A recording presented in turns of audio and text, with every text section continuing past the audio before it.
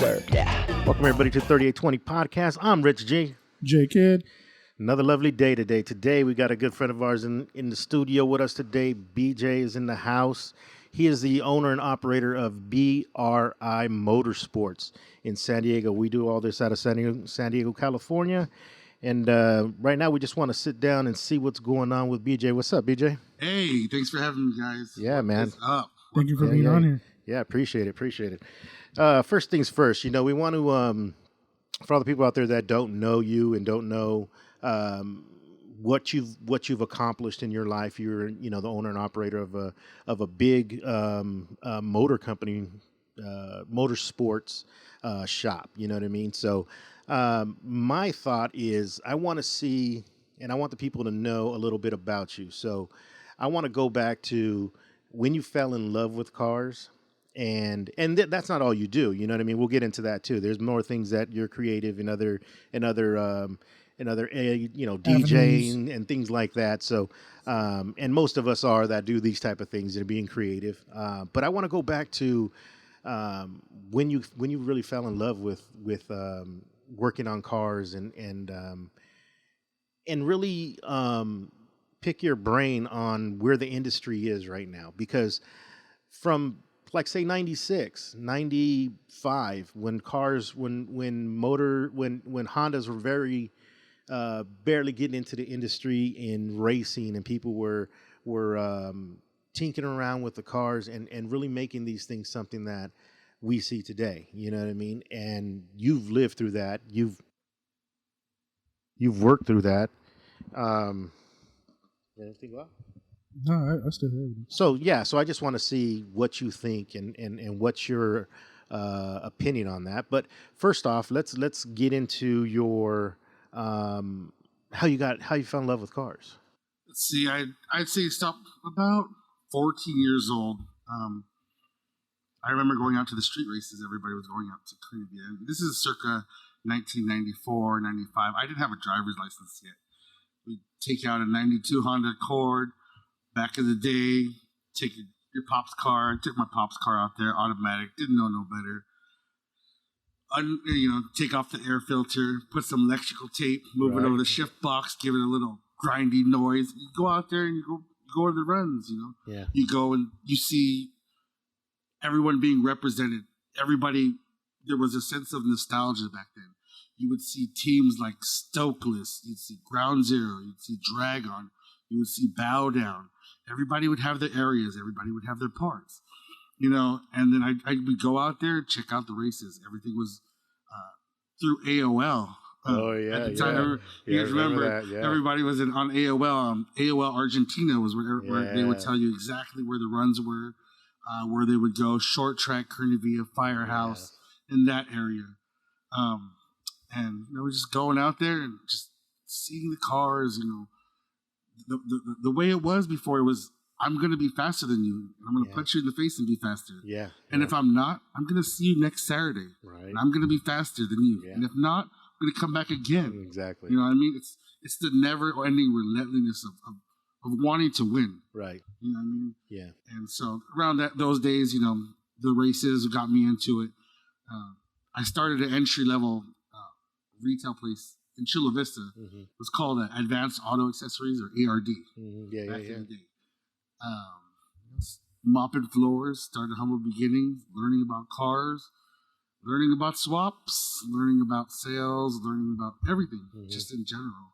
Just getting a knowledge to, I did not know back in the day, this is a life that I was going to lead. This is not my career. It just seemed like, this is fun. Cars are fun. I want a nice car. I want to save up for a nicer car. And after I got the Honda Accord, I started building a CRX. Yeah. So, and that was circa 2000 area, 2000, 2001. Body conversions were very big. Wide bodies. I used to have, I think there was 5 of us, like I've ever seen. We had Integra front end conversions on CRXs. We were like one of the 5. I had a wide body pink CRX with Prelude tail lights, and I had 18-inch wheels when they said 18-inch wheels don't fit on Hondas. You know what I mean? And, we made it fit. We made it work. And, from then, ARD went through. I started working at Pan Auto around 01. I put a good 9-10 years at Pan Auto, learned a lot of stuff from Uncle T. Shout out to Uncle Thomas, Justin, those guys, really, everybody, the guys from Pan Auto, they spread out and everybody became something else. Right. So, but that's a different story. But we'll talk about that a little bit later. But Pan Auto, a lot more experience, learning more of the business side of it, learning more of, shaking hands with everyone, meeting everyone. Pan Auto at the time was like the biggest distributor in San Diego. Yep. But a lot of things that people didn't know, because I worked in the wholesale side, is we would sell to other businesses. We would do a lot of business to business. So everyone from Johnny Stereo would see me, Solar Eclipse. Yeah. Everybody would come. RPM. Everybody that was a smaller shop would buy from Pan Auto, and everybody else had the customer. There was room for everybody. Right. So it was a big learning experience from there. In between, I've done a couple of companies, Dolly Racing, only on NSXs, Speed Force Racing, which they do fully high turbo cars, high end everything. Mm-hmm. And I had a chance to come over here and in between then. There was another company, Cartoon, which we started opening in 2010. Yeah, and then I got a chance to come over here and wrench at BRI here, and I started wrenching in this area, and then I got the opportunity to take over the whole thing, which I did, and I ran with it. Nice. Evolved, learned some paint, and went from there. Wow. Here we are. Yeah. Here we are. That's a good thing. Yeah. It's funny you said that a lot of these companies, these small companies, used to buy from Pan Auto. I remember Pan being like walking in, and it was like a surplus store of parts, and anything new coming out went through them. You know what I mean? And then I know how you had mentioned like Solar Eclipse, and I remember back in the days before I even got a car, Benji out there, you know what I mean, used to run Solar Eclipse. And I used to go there and hang out and chop it up with him, and seeing those type of shops like them, Pan Auto, evolve into what they were at the time. And those guys were a lot of forward thinking guys, you know what I mean? And like, it's funny you said, going to the races and getting into, that's where you got your first love. And I remember going to like Firehouse and racing out there, and I remember going to Mira Mesa Boulevard and pulling into the parking lot at Lucky's. You remember it used to be Lucky's, yep.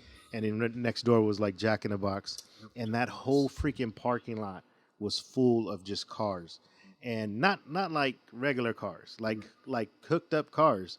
And I mean, I think that is really where the light went on in my head and said, this is real.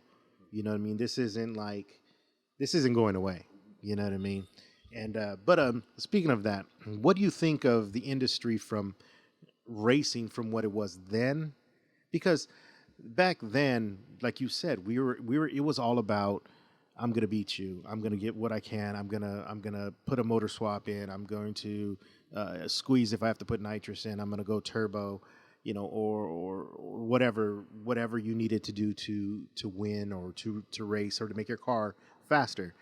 Do you think the industry is lost that now, and you got to be kind of there's like a small niche for those people, and it's only track your car now? Yeah, I think everybody has kind of went their own ways. I mean, we're not just talking about drag racing. Let's go into, road racing.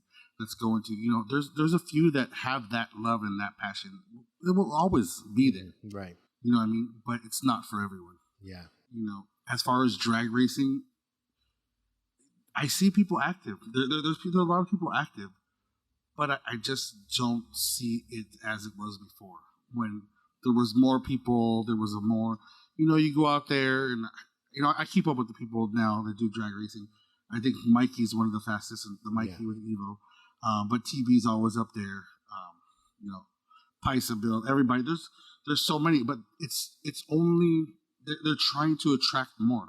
Yeah. You know, I've even collaborated with one time when they try to do, you know, a car show together to get more people, you know, trying to combo it to get more interest in drag racing. But it's just, some people it's fun, and some people, I guess, it's just not that anymore. So do you think in San Diego we've kind of lost that because we really don't have a quarter-mile track anymore since Carlsbad closed down years ago? Now we got Verona, that's only an 8th-mile track. Do you think a lot of that, we don't have what, like, say, LA does or what Vegas does? You know, they got these full-on huge tracks that motorsports parks. yeah, and they do, you know, some of them do off-road, some, and they do this, and it's year-round, and you can go there and you can race and you can take your car and, you know, you do some to your car, you can go test it out. Here, I don't really feel we have that anymore, you know? I think, to be honest, like, I've been to Carlsbad a handful of times. I've drag raced at Carlsbad, ran a 15 slow number in a little Honda, being embarrassed out there. But to be honest, I think it's an excuse. You know what I mean? You know, if they wanted to be there, you have the ambition to drive the wheel. I've went out to LA Speedway to see what type I run if I want to run a quarter mile. Right. It's just pure laziness. Nobody wants to work. Everyone wants to just have a fast car, and, you know, it's not even, you know, I've had a semi-fast car. I think I dynoed my Del Sol at like 646 at 27 psi. Shit. The TB dynoed it. Ran a 7 flat at Verona. Ran a 7 flat at Verona, 7 flat at Qualcomm. Right. But the thing is, you know, it's like, so if I want to go somewhere, I'll go out and I'll go places. Right. You know what I mean? Just because you don't have it doesn't mean you can't. You just not doing it anymore, right? You can't just be like, I'm not doing it no more because I don't have a track. We're not spoiled. I'm sorry. You know, when people do stuff, they go out for weekend events. You know what I mean? You know what I mean? They're spoiled these days. Spoiled. So do you think nowadays it's more about buying a car that's fast out the box versus building it up and making it like kind of your personal build? And the way I see it these days, to be honest, everyone's in the the Me Too thing. I don't know how to explain it, but like, I judge car shows, and now, you know, they don't do first, second, third. Sometimes they do top 30. What the top 40? Yo, I haven't been in a car show for a minute. Everybody's getting the participation trophy. It's like You're this. getting a ribbon. Top 10 of the show. Like, top 10 of the show. What the fuck's going on? Like, not everybody's a winner. Like some people they get butthurt. Like, dude, if your car's not good enough, to be honest, do something about it. Right. Yeah. That's it, right? And that's the point. You see the top 3 and you're like, I'm going to be there one day. You know what I mean? That's the goal. That's what you strive for. That's what gives the passion. Right. But if it's like, oh, I'm good enough to be top 30, I'm good. I'm sufficient with my car. And there's only 30 cars in a little show. I've seen it, and I've seen it, and I've seen it. And that's it's so sad to me because I've wasted future paychecks on stuff that I wanted that day, so I can have the best things. You know what I mean? And now everyone's just like, you know, I have a pretty car on the outside. I have airbags. I have wheels. My car's done. Well, you know, there's so many more things. Like when you judge a car show, there's audio, there's ice, there's brakes, there's, you know, I have a good friend of mine, Alani, Ira Alani. Uh-huh. He has an Acura TSX, and he's pushed his box. He's actually put a lot of lowriders. If you know Alani, yeah. So I don't like his car, first of all. I mean, I think it's weird but cool kind of thing. It's like a scooter. Like, you don't want people to know you got it. No, it's like this. No, it's like this. He went out of his way to do etching on bumpers, like the lowriders. Oh, right. He went out of his way to do murals and tops and chrome everything. That's respect. Like, that's hard work. Yeah, it's the time and effort. No matter what, like, it's undeniable that you've seen how much work that this guy put in his car. Yeah. You got to give him at least that. Yeah. Like, respecting what people build. Yeah. Regardless, respect is always there. You know, be respectful. But the thing is, doing what you're doing and being mediocre, Yeah. or doing what you're doing to be the best. Like, Right. I'm the type of person, like, I'm over the top. It's either I'm going to win and do everything, or you know what? Why even do it? Right. So, Okay, so that leads us into our discussions a lot is social media. yeah. So do you think a lot of that has to come with that instant gratification for these kids that they buy a new part, take a picture, put it online, my car's a shit, and it's not, there's no follow through, there's no really execution there? Or do you think it just comes down to people are lazy? it's you put one thing on your car, and gosh, it's good to test out and to see, but like, where's the goal? Where's the end result? Right. What are you trying to build? Like, we have to strive for right? something. Yeah. You know, every time I build something, it has to have some type of flow and theme. Mm-hmm. Like, it has to go a certain way. Right. If you're just throwing parts and you just have a lot of money, you're just, right. you know what I mean? See what sticks. Yeah. But the thing is, you know, if you put part by part and you put it on social media, I don't see that. Like, I don't see. I guess I just don't have as many followers as I should. So I guess, you know, that would make some sense. But yeah, I see people doing it because I do follow a lot of my friends, and I think it's lame. Yeah. I think it's lame. Yeah. I do it, but there's not that many parts of my car, so. Yeah. No, but in respect for you, Josh, like, you are trying different things, putting the spoke rims on your shit. And I even told you I'll help you. I Yeah. said, I want to see the 100 spokes. I said, Right? come put them on. Yeah. I said, that would look weirdly dope. Yeah. You know what I My mean? shit's, I want my to shit's see. like an oddball build. Yeah, Right. it's cool. But that's the thing, though. When you do stuff like that, there's respect because there is nothing really out there for that car, and you're pushing a different look. You know, that's like me. That's like me Right.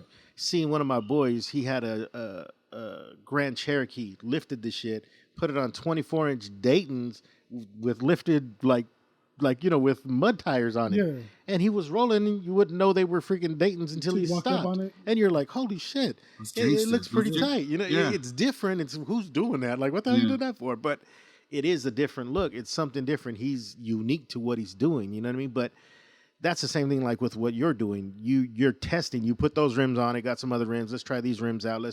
You're testing the waters to see what looks good. You know what I mean? Because you don't know. Who do you have to judge off of your car? You know what I really mean? Exactly. You know, when builds. when you come in with a Honda Civic, there's millions of people out there that have done something to a Honda Civic. Right. You know what I'm saying? And there's tons of parts available for that, and people still making parts for those things. So I just feel like with the social media end of it, it's like we get this false sense of we are doing more than we are.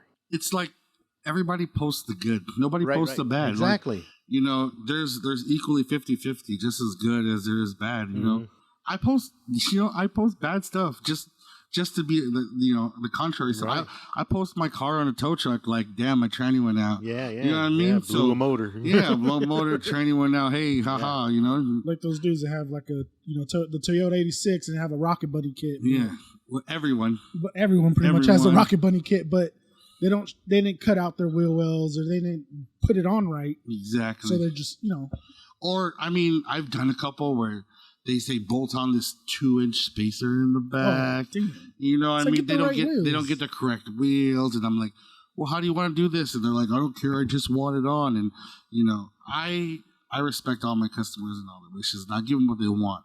But you know, I try to help them too. But some things they don't realize, and I go both ways on that. So you know, yes, it's cool. You're supposed to cut it out. But if you cut it out, you just threw away the whole integrity of your car by cutting where the seams are welded. Right. Yeah, I don't know. You just, whatever your car was worth, it's not worth what it was. You know what I mean? Yeah, exactly. And so you got to really commit if they're going to do it. Yeah. So, I mean, and like with the racing industry, right? I feel like what you were saying about everybody's getting these participation trophies. Do you feel, and this was a big thing back in the days when everybody used to go to car shows, the person judging the show people felt like if they didn't win oh, that dude is homies with so It and was a so. personal thing. That is the topic of every Right. Extreme Auto Fest San Diego Right. for the last 15 years. And I grew up, those guys grew up with my brothers, so they're real cool peeps. Emil, Ed, shout out to them. But, every year, I remember one controversy said, best import was a domestic car. I remember that. Yeah, right here. Yeah. So, I mean, this is how I go at it, because when I think I won Extreme Auto Fest like 10 years in a row, 3 different classes. But the thing is, if I didn't think that the judge was basically qualified, like to me, when I judge cars in TJ. Mm-hmm. I do two shows in Tecate where I judge the cars there. But I talk to the people, everyone, we're good about that. But the thing is, I judge the shows over there, and for them to see who I am, I have to tell them, basically, look, this is what I've done. So I feel like I have qualifications to judge that car. Right. But, they've become so busy with whatever. They haven't thought about, I even thought about like innovating it, online scoring, right. top scoring, billboard scoring, right. Online updates, app, keep it current. Right. But it's always like, but when I go, the last show I went to the Shimano Fest and I saw some of the judges and I just didn't feel they weren't qualified. So they were homies of homies. Mm. So I think it's always, when you go to those teams, it's like politics. Right, right. I went to shows to LA and they're like, oh, well, how LA, they're politics. You come to San Diego, oh, how there's politics. I guess, that's the cop way out of it, but yeah. Well, I've gone to shows where they just pick some random ass person that has no idea what is done to each car, the attention to detail, parts put on them. They're like, oh, it has a nice color. Yeah. And that's, that's how they're judging that. And it's like, you would want someone that's qualified, has built something, has won something, has been recognized either by a magazine or, someone that has put in work and has. And that's neutral. Somebody who's built cars and maybe doesn't, like say in your situation, right? Someone who built their own cars, won shows, now is building for other people. So now you're neutral. You know what I mean? Now you're a neutral. Before you go to some shows and it's a dude from a homie's car club is up there judging, and you're like, wait a minute, dude, you just built a car. Yeah. You just build cars. You're in here trying to show just like us. You may not be showing at this show, but you show just like us. Right. I want somebody who's built a car, won some shows, and now is building for other people. He has a shop or he works at a shop that's building for other people because now he's neutral. Now he builds for people. He builds all these other things. He's a neutral compared to someone out there just trying to get their name out. You know what I mean? And I think that's kind of where you need, when you look at any sport, it's the same way. You got, when you're listening to commentators on the NFL, these are all ex-NFL players. They're not with a team no more. They may have their team that their favoritism to, but at the end of the day, they've played. They've either won championships, not won championships, but they've played the game. And that's who you want. That's who you want to hear from. Exactly. They experienced it. They lived it. Right. They've been in that locker room. Yep. Those are the guys that are going to know what's up. And they know what those guys are thinking on the field. Same thing with somebody who's a neutral. He knows what that guy did. Yeah. He's going to look at something and say, did you know this dude had to take this part of this car off just to paint that? Did you know he had to yank his whole motor off just to paint the bay? You do a wire tuck. This dude is doing a wire tuck on this car. Like, this takes time. These things just don't happen this last weekend. You know what I mean? Agreed. And I'd always say, there's a difference between parts quality. You get into fakes versus reals and authentics versus non-authentics. That's so crazy now because the internet is so big. You know what I mean? And it's so hard to, it's something, and I always say it's something that goes in full circle. But, back in the days, I'm talking about 1999. I bought some clear taillights from my Honda CRX, the first ones. And I was like, oh, those are so cool. Cops banned them. And then, they were the worst things ever. Nobody wants them. In full circle right now, everybody's going back to clear taillights. Yeah. Clear taillights are like oh my God, the stuff that was trash 10 years ago now just came back and it is ultra rare because they don't make it anymore. Well, yeah, because they were banned and people the cops didn't want them out there. Yeah. And then that's a thing too, you know, is like I see a lot of people importing, and this is kind of like, and this is going to touch on a lot of stuff people don't want to talk about, but I'm not that dude, right? But I don't. To me, it's like they're importing these rims and these fucking steering wheels and all this shit from Japan, and everybody's eating it up alive. And I'm like, that was garbage then. It's still garbage now. Like, just because it's from Japan doesn't mean it's the shit. Yeah. It doesn't look that good then. Does it look good now? I mean, that may not. That's just my opinion. Yeah. Some rims I see come in here. There's some rims that come in, and I'm just like, people are like, oh, these are so freaking sick because I'm like, bro, when those came out, they were garbage. Right. You know what I mean? Like they're still. That's just my opinion, but you know what I mean. I know people. You know, everyone's here, and I was here listening to. I'm staring at you like, is he really saying that? Is he really gonna say that right now? No. And you know, it is what it is. I mean, I understand people are taking the time to sort out rare shit and putting it on their cars, and I respect that. I mean, getting shit down here, I understand. It's like this. Top 5 wheels. You're talking about T37, C28. You're talking about classic Spoon Rega Masters, stuff like that.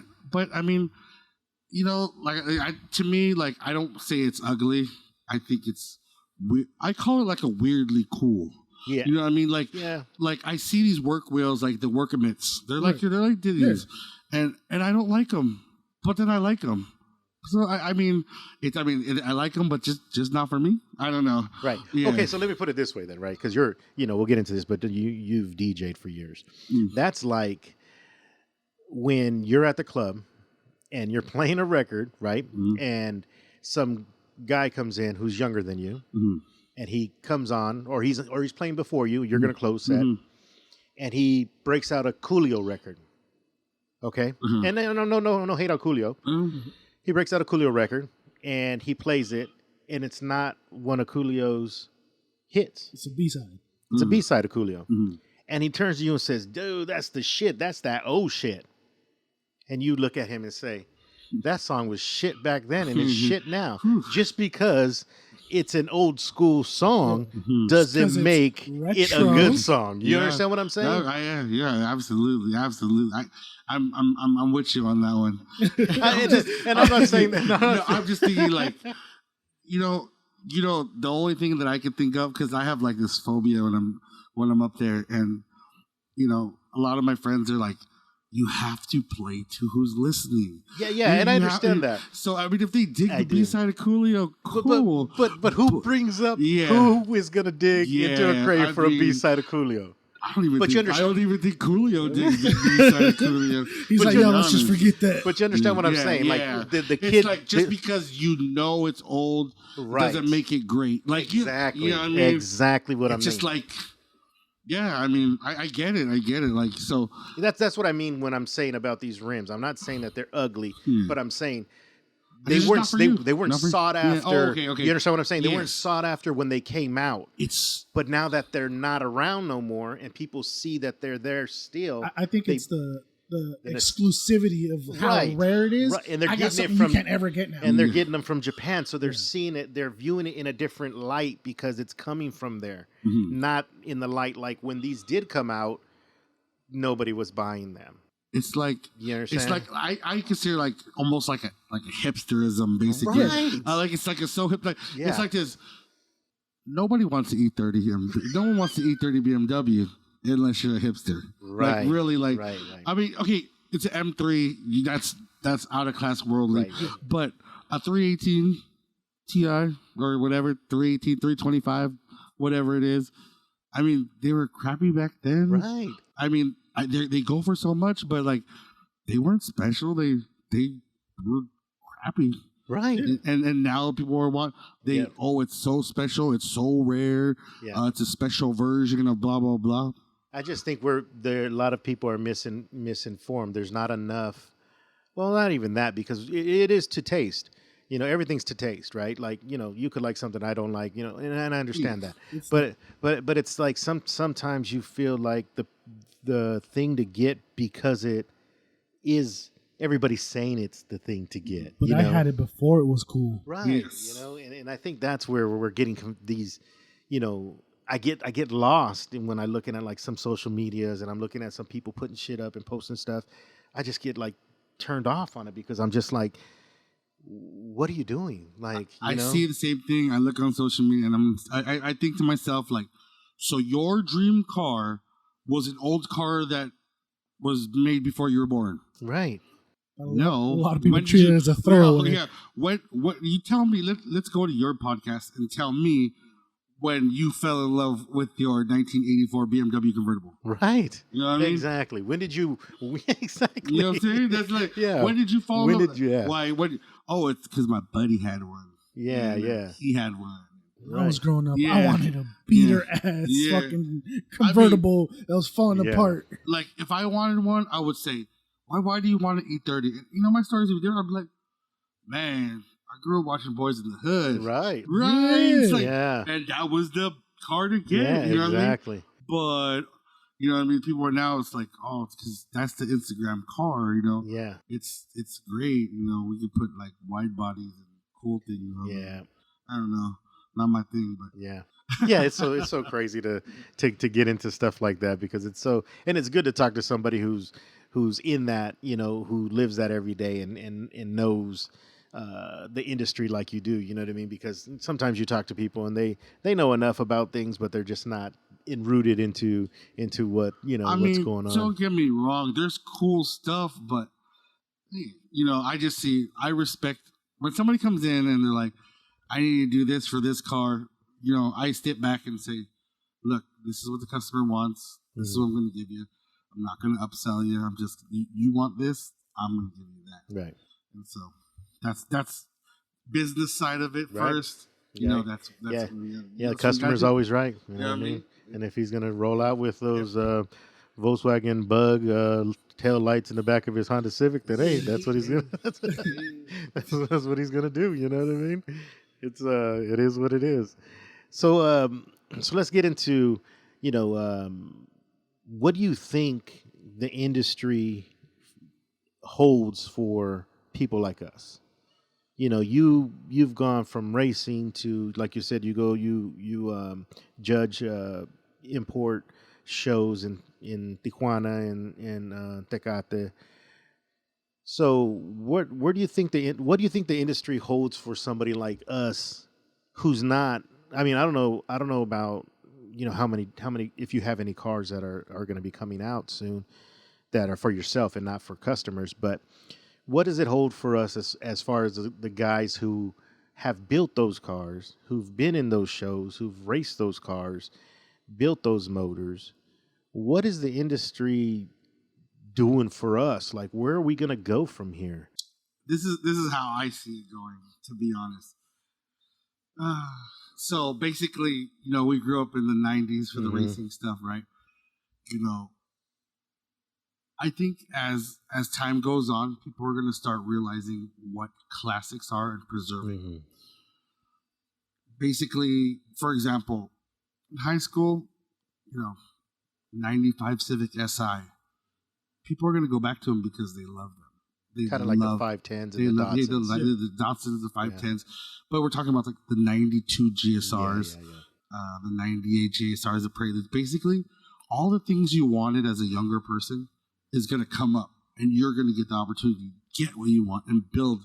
Right. Because we didn't, you know, growing up, I mean, I'm not one of the ones that were just rich and got to buy everything I wanted, but I think people are going to start holding on to their memories and kind of relive them through what they can buy through their cars. Yeah. So if you're talking about 80s cars, you're going to see Corollas, 86s. You're going to see Datsuns. You're going to see, you know, even before that, if you're going to talk about the 80s, you talk about the 70s, you talk about the liftbacks, the 240s, the 510s. You know, the stuff that you wanted in high school that you could never really buy.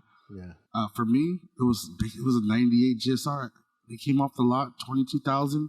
And I said, I can't afford that. My parents can't afford that. Nobody can afford that.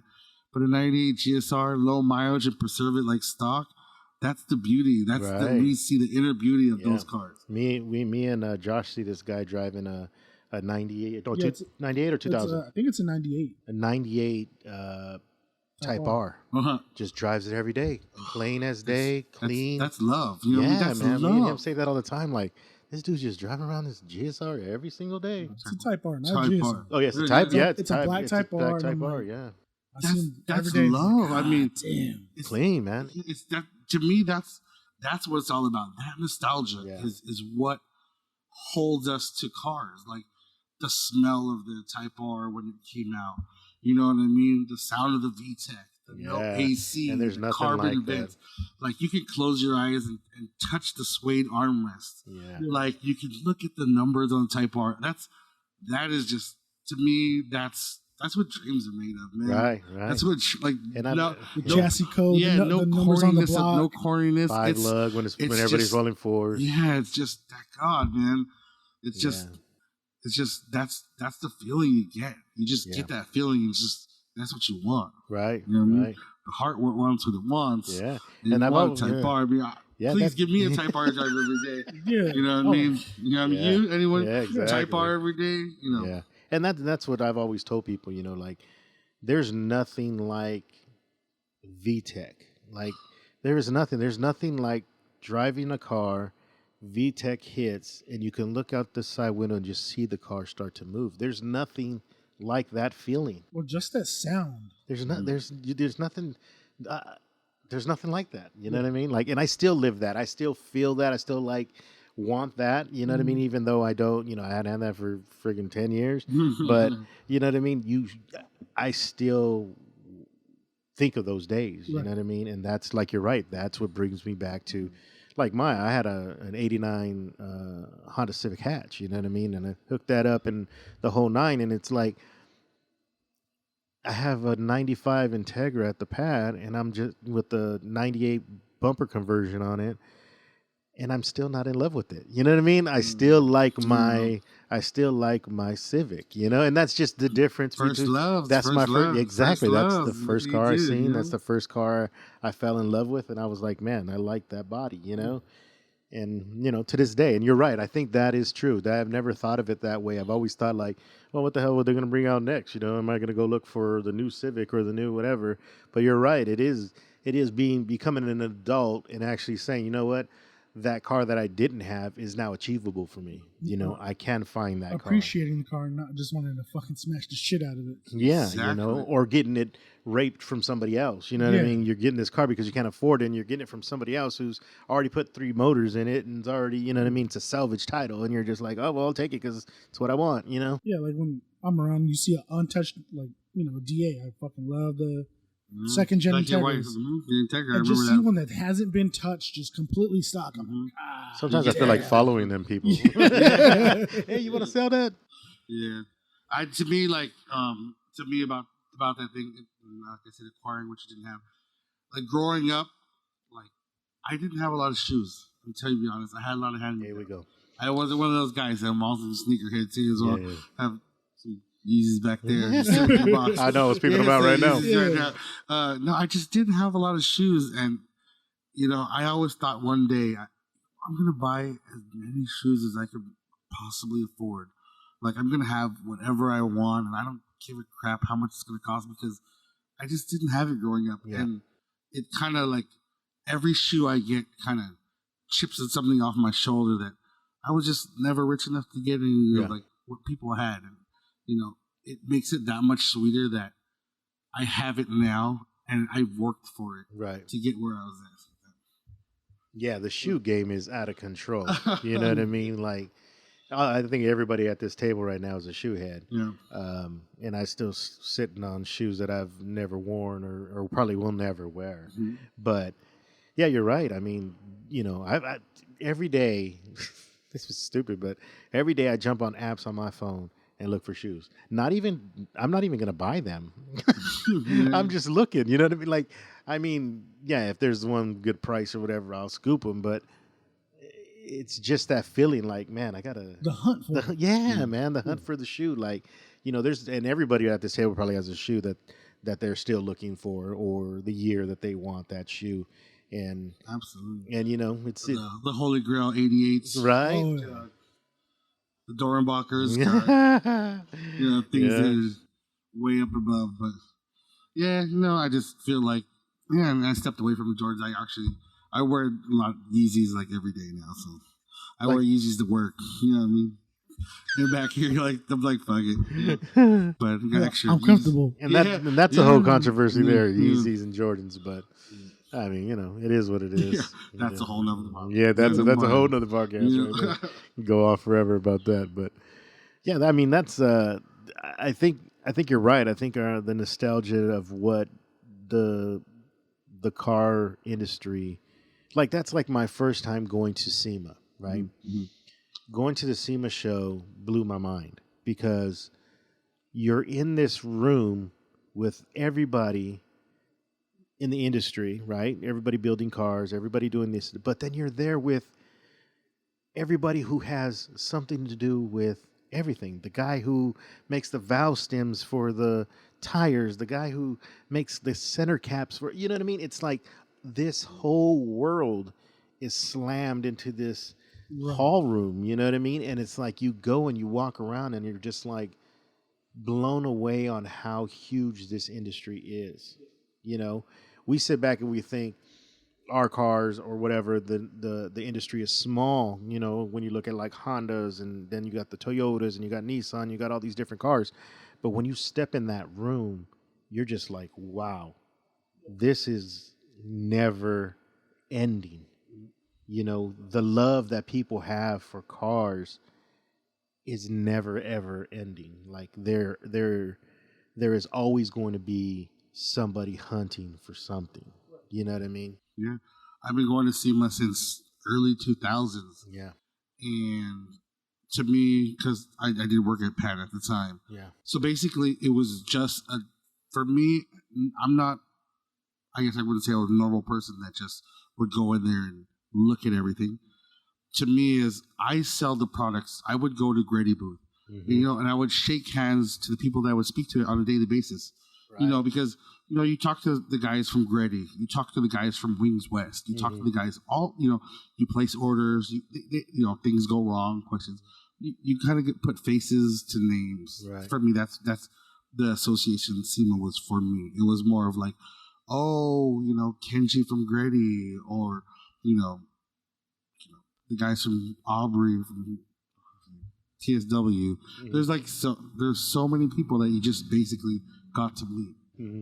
But eventually, that's where it started for me. But then later on, it was more of like, if your car is creme de la creme, right, you get to be inside here. That's inside right. That's your goal. Before, I think it went from like this. It went. You need to be on the cover of get into a magazine, get to a cover of a magazine.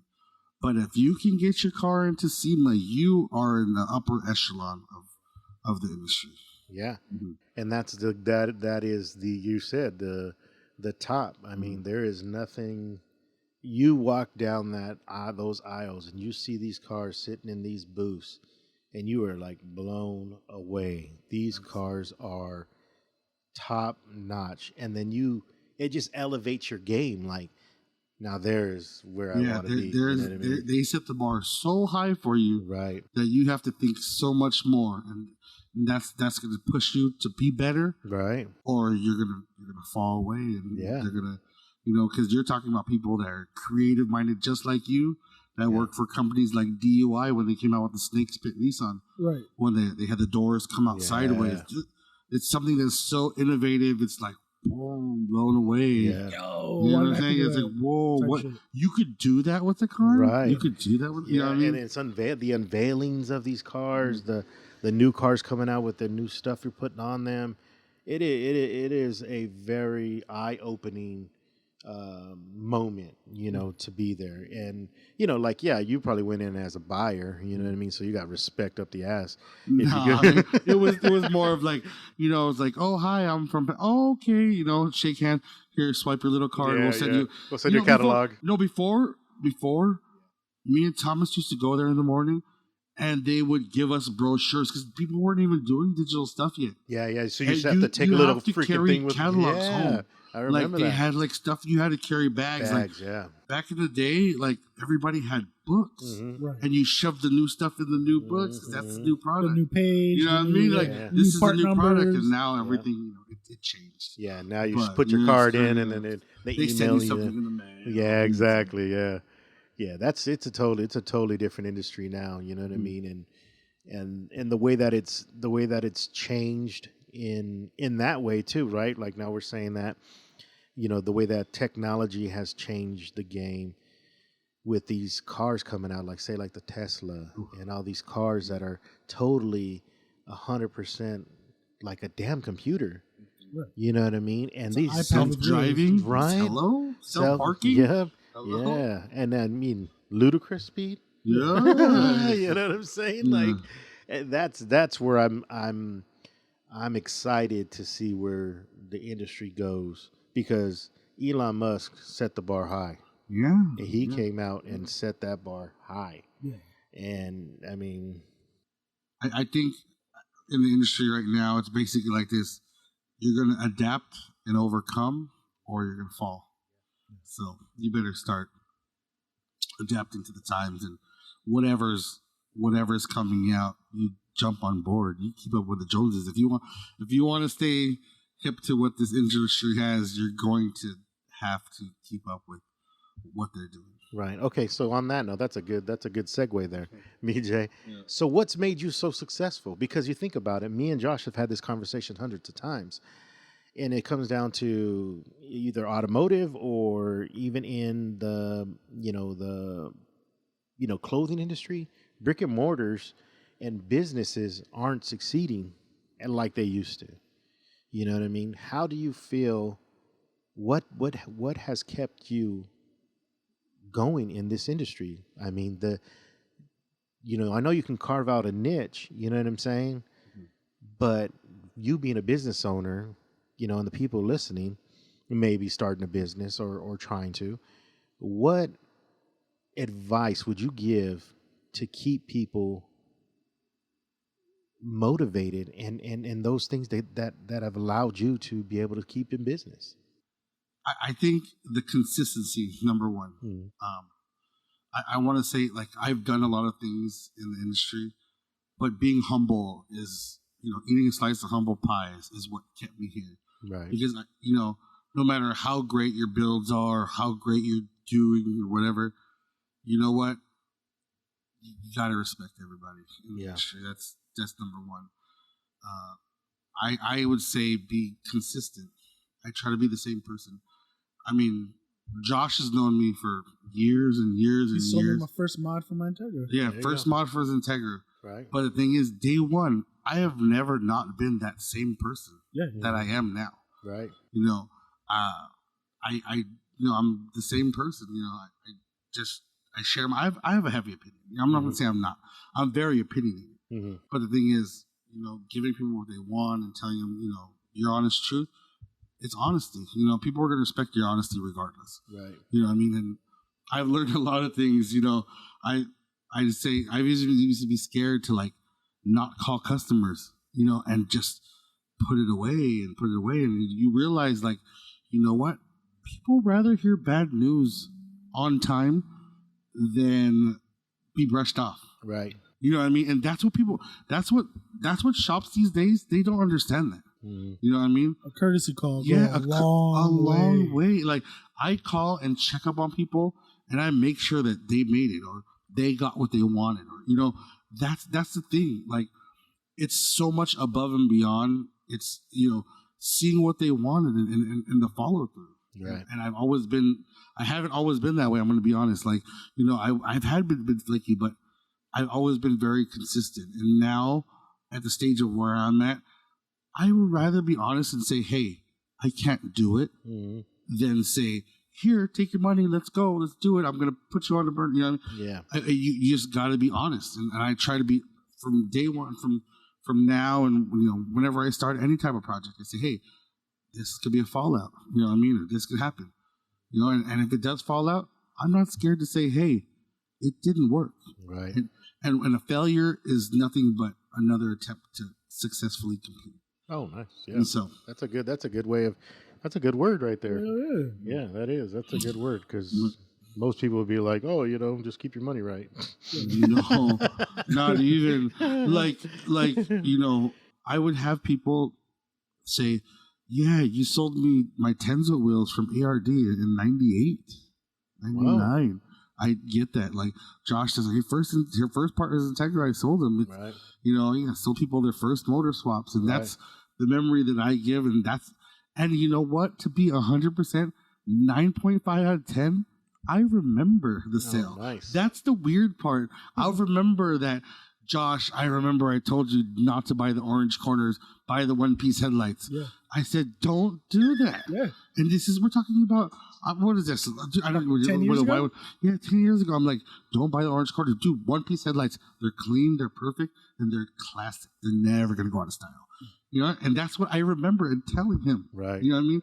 And so it's just so weird because I remember everyone I come in contact with. It's just, you know what? I just try to be genuine. Yeah. Yes, just say genuine.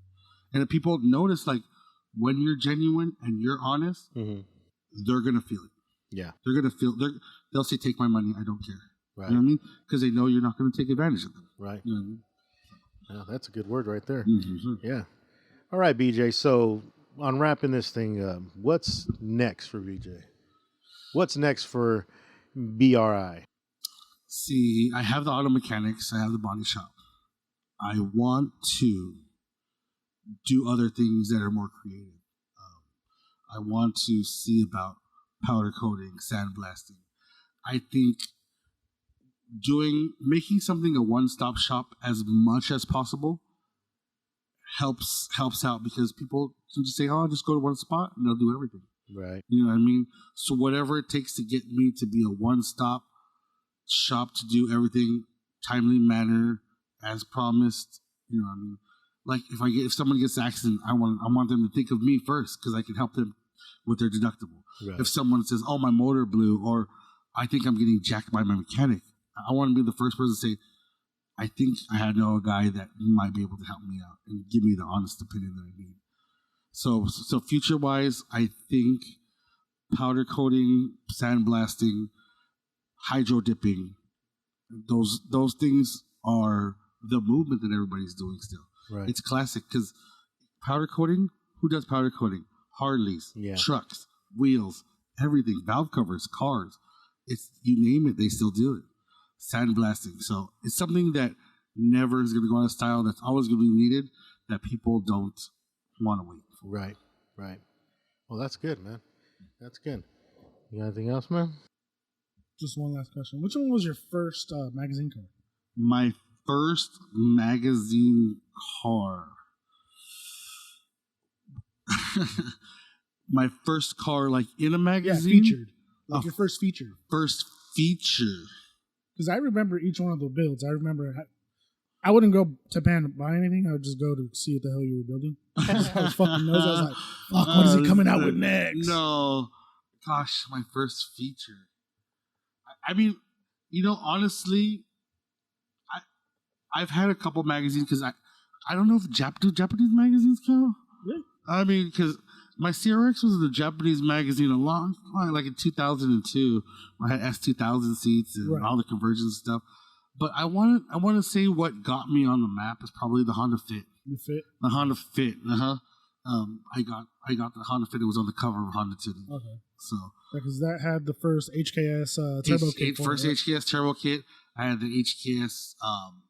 I got out of their car the full Brit interior, everything HKS, full suspension, Volk wheels, blah blah blah blah. And the thing is, when I started building that car, they called me and they're like, we put some photos. I think Yossi put some photos online, and then they called and said, "Whose car is that?" And I'm like, since when do they look for people that, you know what I mean? They do that type of car. I'm like, well, it's my car, I got the turbo kit. They're like, well, we want to see it, we want to shoot it, go up to compete in this NWP Honda at Eibach, and let's see what it does. I brought out there one best 4-door at the NWP meet that one year, and they said, okay, well, you're gonna be a Honda Tuning, but we can't guarantee you're gonna be on the cover. I say, whatever, I'm just happy to be there. Yeah. I'm just happy to be there. So, but yeah, I'm going to classify the Honda Fit as that. Oh. Nice. Yeah, I'm we're in his office right now, and he's got a bunch of plaques on the walls showing all that. Civic, right-hand drive, Prelude. Yeah. I used to daily drive. I remember that one. I used to drive it every day. Yeah. All right, BJ, man, I really appreciate you coming on the podcast, man, and sharing your knowledge and some old times. You got anything you want to plug, your social medias and anything like that for the business? Yeah, I guess so. Let's do that. BRI Motorsports, BRI_Motorsports on Instagram, BRI Motorsports. You can find us all over in Google, Facebook. But I just want to say thank you guys for having me. It's my first podcast, and I want to say it was a pleasure to be here. I appreciate that. You guys are awesome. As always, all his social media will be in the show notes. So if anybody wants to check him out, I suggest you do that. Does great work, and he has a plaques on the walls to show for that. Yeah. So BJ, pleasure speaking with you, man. Thank you. So this is 3820 podcast. I'm Rich G. J Kid. BJ, you're right. That's right. All right. Thank you.